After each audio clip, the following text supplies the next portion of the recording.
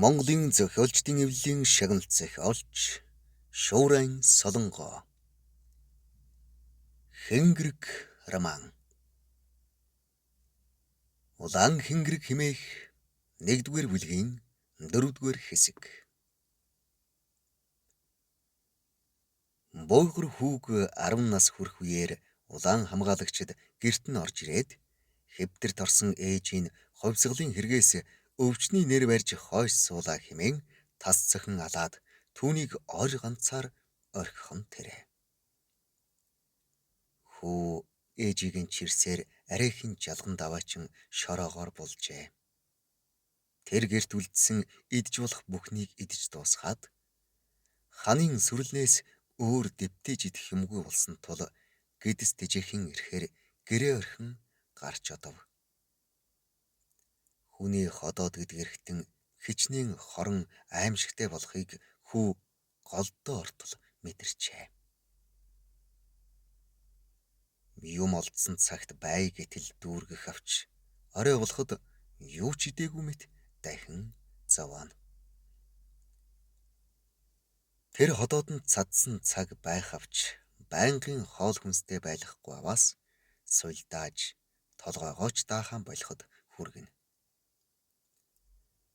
Аймагт явж байтал туг хевро барьсан 3 эмэгтэй хамгаалагч таарч бүрэн эрхт улсад ийн тэнүүчилж болохгүй.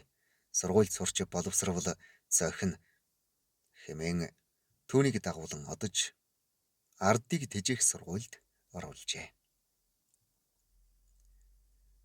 Тэнд бөөгөр өөрийн ижил олон хүүхэдтэй хамт сууж өнөөх ганц айдаг хоол ундны бэрхшээлээс гарч орхив. Сургах зүйлд нь Маогийн замнал магтуу хятад хэлэнд хичнээн дургуйч өлөн ходоодоо дүүргэхийн тулд хичээн сурч 3 жилийн дотор идвэх чармаалттай хувьсгалж хүү болон тодорвоо. Тэгтэл санамсаргүй түүнийг Бээжин хот руу намын дугаар хуралд туг бариулах элчээр томилов. Ийм аз хоёрхан хүүхдэд оногдсныг үзэхэд хичнээн хариуцлагатайг ярилтгүй. Маргаашийнхан баярын цуглаанд буйгар үе бай хоёрыг дуудан босгож хурлыг тэргүүлэгч турж өгөх гээд явж байсан өнчин хүү хувьсгалын замаар замнаж одоо ажилчин тариачны коммунист намын галуулаан тугийг өргөхөөр Бээжин рүү явж байгаа нь манай улсын цог жавхланд хөгжлийн гайхам жишээ боллоо хэмээн магтахад буйгар уйлж галуулаан хятадын төлөө эцэг Маогийн төлөө амиа өгнө хэмээн батлаж зогслоо. Хэдэн өдрийн дараа томчуудыг даган тугаа барьсаар Бээжинд очвол чухам галзуурлын далай гэгч болж байх шиг. Эвт намын төлөө амиа өгнө хэмээн шууд хоолойгоо хэрчгчж таарав. Ийм олноороо галзуурна гэж байх уу? Эвтээ найртай хамгаалагчид жагсаалын дараа хоорондоо байлдчих байх шиг. Эрүүл хүний нүдээр үзвэл чухам холион бантан гэгч нь мөн. Юугаач мэдэхгүй хаашаач дайрахад бэлэн бөөн хүн сүргүүдл явна. Арайхийн юм олж амаа хөдөлгөөд байтал хэсэг машинтай хамгаалагч таарлаа. Тэд Гуанси жуаны Үсвэн аймаг руу явж хувьсгалын дөлийг дүрлзүүлнэ хэмээн таарлцсан бүрийг явъя гэж урайлан дуудах агаад буугарыг өргөөд шууд машины твш рүү шидэхэн тэр.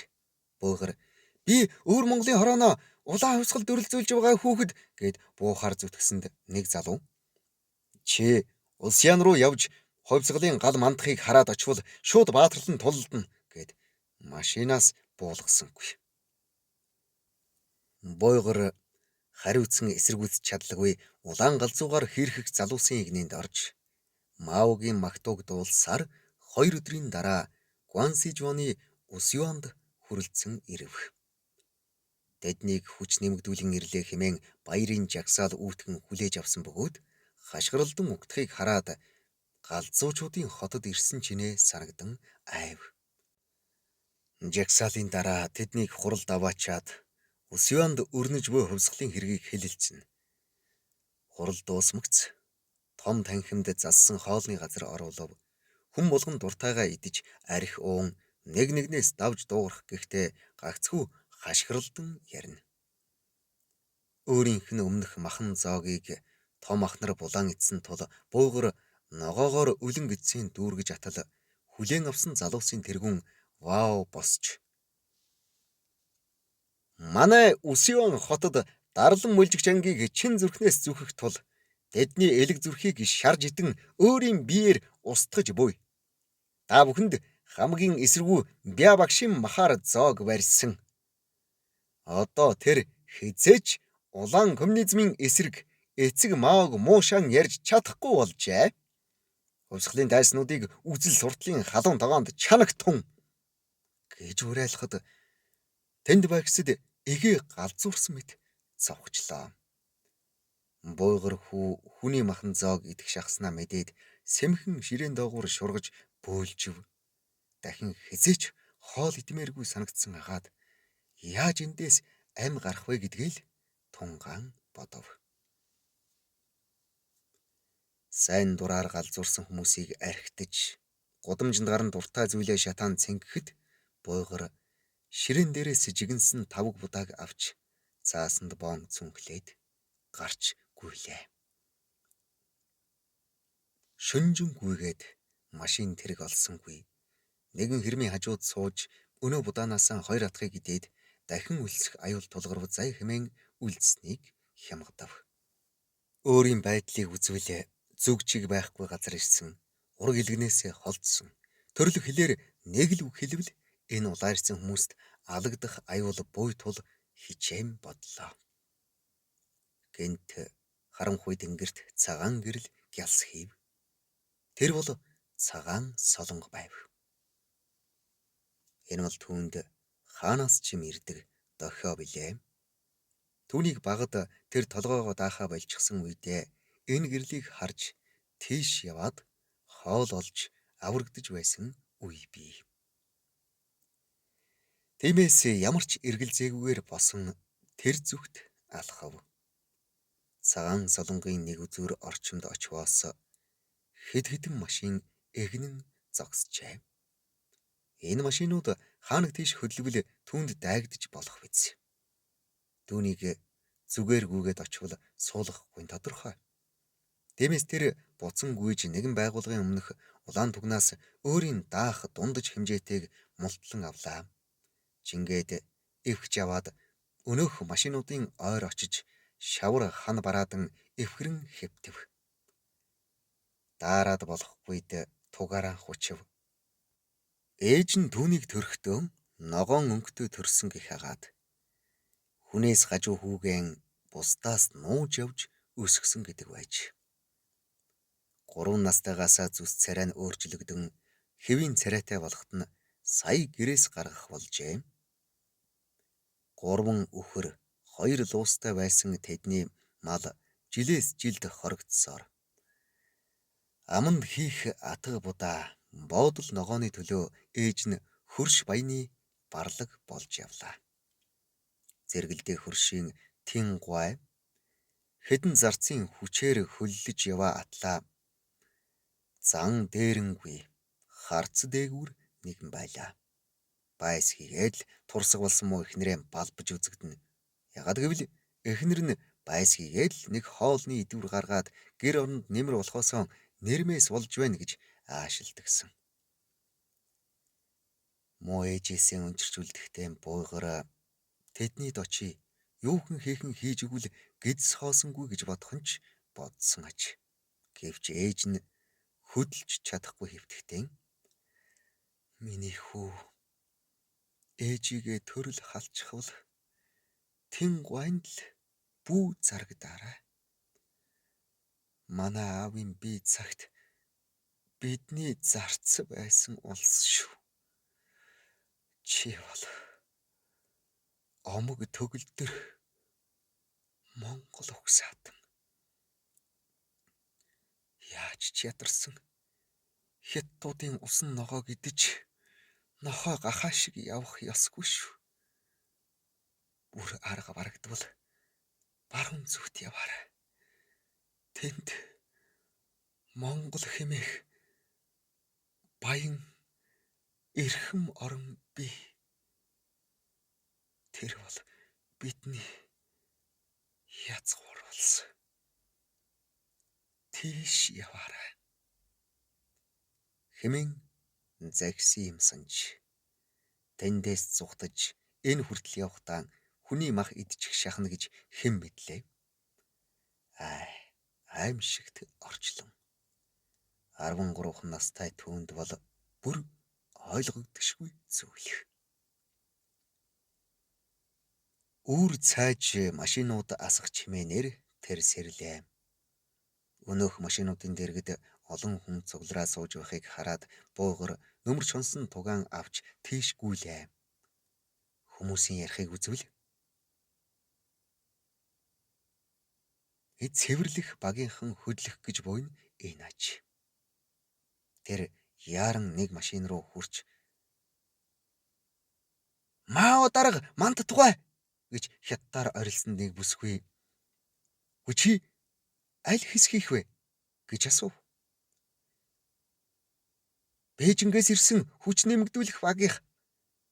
Намайг та нартай явж нэг цэвэрлэлц гэж хэлсэн билээ" гэсэнд тэр бүсгүй түүнийг гарнаас нь татаж машины твш рүү гаргалаа. Гэнт араас нэг хүн татхад эргэн харвал түүнийг Усюанд ирэхэд хүлээж авсан өнөө Вау дарга байх нь тэр. "Вау, чи хаачих нь вэ? Ховцголын хэрэгээс зүхтаж байна уу? Алив үүнийг буулга" гэхэд нөгөө хэмхтэй гайхснаа туг нь булан аваад түүнийг машинаас түлхэн буулгахаар шамдав. Буугар хичнээн ноцолдсон ч өөрөөс Ахмад хоёрт дийлдэн газарт хөсөр унаж ирлээ. Вау, түүний цамцны захаас атхан аваад "Ховсголын хэрэгээс хойш суугчийг үз" гэж орилоход өчигдөр зүсүдсэн хэдэн залуус гүн ирж "Чи зорьсон зорилгоосоо ухрах нь уу?" гэж хашгичав. Буугар "Би ховсголын хэрэгээс ухраагүй. Энд үйл хэрэг сайн явааг хараад ийг очиж цэвэрлэлцэх гэсэн билээ" гэж ээрэн мууран бие өмгөөлсөнд Вау "Зугдсан эвлэлийн гишүүнд тайлбар байж болохгүй. Талбай даваач" гэлээ. Туслахууд нь түүнийг нохоошгч ирсээр өчигдөр эртэн хүлээн авсан талбайд аваачлаа. Түүнийг хоёр хүнээс сахиулсанд Буугар хаашаач хөдөлж чадахгүй шороонд хутгалдан хэвтэв. Түүнийг одоо ховсголд шүүхээр шүүн таслах болно. Алж махын итгэж ядахгүй. Ямар ч байсан амьд үлдээхгүй. Төдлгүй олон залуус цуглахад өнөөх Вау Буугарыг тавцан дээр гаргаж ирвлээд "Урд шөнө манай жавхлан тэвлэлээс урвагч төрлөө. Тэр бол Буйга гэх Бээжингээс ирсэн гишүүн. Тэр саяхан ийг зорих гэж байсан цэвэрлэгээний багт нийлэн зугтах гэж байсныг ховсголд хурц хараагаар олж илрүүллээ. Ийм урвагчийг яах ёстой вэ?" гэж түүнийг заахад цуглагсад "Шүүхтүн" гэж орилдов. Бээжингээс хамт ирсэн өнөө Ли эндэрт үсрэн гарч малгайгаан өргөөд "Буйга нийслэлээс ирэхдээ их дурамчхан байсан бөгөөд энэ бол түүний нэгдүгээр ял мөн. Хоёрдугаар ял нь тэр ховсголын улаан галд бэхжээгүй хаашаач уран шарвж магадгүй нь түүний зугтснаар илэрлээ. Тиймээс түүнийг сурган хүмүүжүүлж цаг алдалгүй амьдаар нь булж цээрлүүлвэл зохино" гэж хашгирлаа. Тэр хэзээний ийм нэр алдарт дуртай сагсуу залуу харагдсан. Улайрсан залуус "Бул" гэж хашгирцгаана. Ингээд л шээдэгдэх нь тэр. Өнөө өглөө тэдэнд ээлж цуглаанаа хийхэд шалтаг байгаагүй агаад хөөхий буугар зугтах гэж яваад баригдсан нь шалтаг болж орхисаач. Буугарыг болох ажлыг хамгийн цогтоо тэмцэгч 5 гишүүдэд хариуцуулаад тэд хотдоо хувьсгалын нүргэн болсон жагсаалаа хийхээр итгэл төгс явцгаалаа.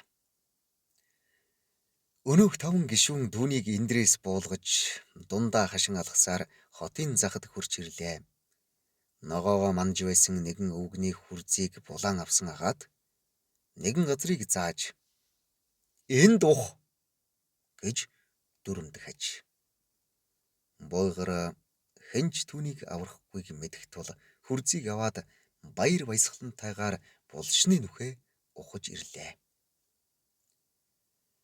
Ашгүй өмбөрсөн зөөлөн шороотой газар байсан тулдаа хагас цаг ноцолдоод метр гаруй урттай 2 тохой гүн нүх ухаж чадлаа. Нөгөөдүүл яарах учир түүнийг богинодсон нүхэнд хөлийн матилган хэвтүүлснэ. "Бузрын урваачийг доош харуул" гэснэ. Доош харуулж цөмөр дээрээс нь шээж дарамжлоод шороогоор хам хум буллаа. Чингээд газар дээр нь хэдэнтэй дэвсээд хүрзийг хажуу тийш таягдан хаяад буцан явцгаав.